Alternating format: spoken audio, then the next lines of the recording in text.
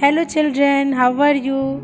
I hope you are fine and well at home. DAV Moil Public School, Sita Savangi welcomes you all on e-learning class standard 5 subject science, and our topic is properties of water part 2. Children, before this class, we have learnt about properties of water. When a substance completely mixes in water, such that its particles are not visible, it is said to have got dissolved in water. It means a substance which dissolves in water is said to be soluble in it. And when a substance dissolves completely in any medium, we get a solution. Today we will discuss about insoluble substance. There are many materials that do not get dissolved in water in the way sugar, salt and lemon juice do. Such substances are said to be insoluble in water. Let's see an activity to understand this. Take some water in a glass beaker or tumbler. Add some sand to it and stir thoroughly. Then add some tiny pebbles to the same container and stir again. What do you observe, children? Sand and pebble do not disappear in water. They are seen clearly in water as separate entities. This shows that sand and pebbles do not dissolve in water. They are, therefore, said to be insoluble in water. We have observed earlier that lemon juice get dissolved in water.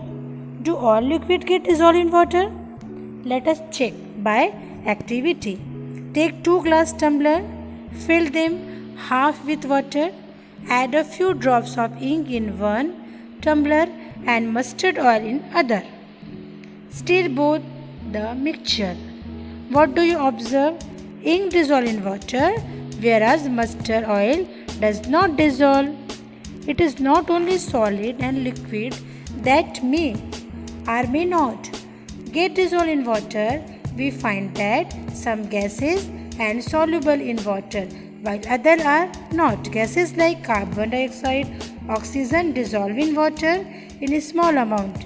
Aquatic animals use this dissolved oxygen for breathing, but nitrogen gas, not the other hand, insoluble in water. Now see floating and sinking activity.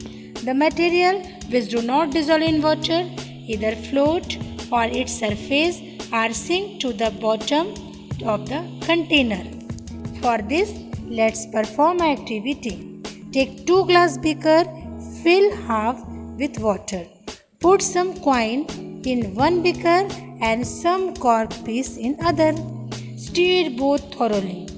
Coins and cork pieces are both insoluble in water. However, coin sink to the bottom to the beaker while cork pieces float on the surface. In this way, we observe that some material sink in water and some material float on its surface. Sand, coins, pebble, carbon, tetrachloride, iron, marble are some material which sink in water.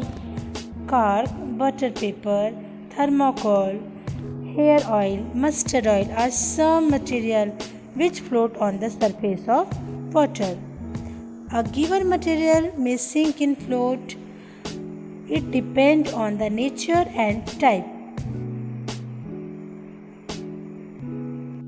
And sinking and floating is also depending on density of substance. You will learn more about this property in higher class. In next class, we will discuss physical state of water. So children, perform this small activity at your home and share your experience with me. And note down properties of water. Thank you. Bye. Have a nice day.